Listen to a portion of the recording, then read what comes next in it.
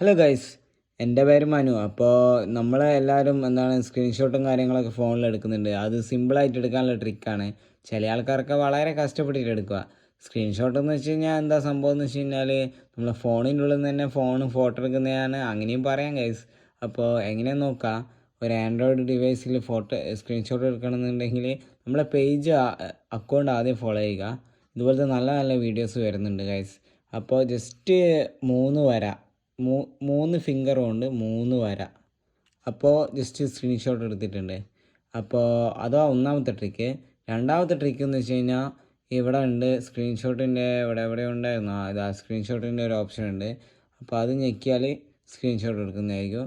പിന്നെ മൂന്നാമത്തെ ഓപ്ഷൻ എന്ന് വെച്ച് കഴിഞ്ഞാൽ ഈ സൈഡിലത്തെ 3 ബട്ടണും കൂടി ഞെക്കി പിടിച്ച് കഴിഞ്ഞാൽ സ്ക്രീൻഷോട്ട് എടുക്കുന്നൊക്കെയാണ് പറയാം. നമുക്ക് നോക്കാം ഗൈസ്. അപ്പോൾ ഇത് ഏതൊക്കെയാണ്? ഈ വോളിയം ബട്ടൺ അല്ല, താഴെ മൈനസ് ബട്ടൺ ഉണ്ട്, അതും പവർ ഓഫിൻ്റെ ബട്ടണും ഞെക്കി പിടിച്ച് കഴിഞ്ഞാൽ സിമ്പിളായിട്ട് സ്ക്രീൻഷോട്ട് എടുക്കാം. അപ്പോൾ ഇതൊക്കെയാണ് ഐഡിയ. പിന്നെ എന്ന് വെച്ച് കഴിഞ്ഞാൽ ചില ഫോണിൽ സൈഡിൽ നിന്ന് ഇങ്ങനെ വരണം കഴിഞ്ഞാലും സ്ക്രീൻഷോട്ട് വരുത്തുന്നുണ്ട് ഗൈസ്. അപ്പോൾ വീഡിയോ ഇഷ്ടപ്പെട്ടാൽ നമ്മൾ പേജ് ഫോളോ ആയി ഗൈസ്.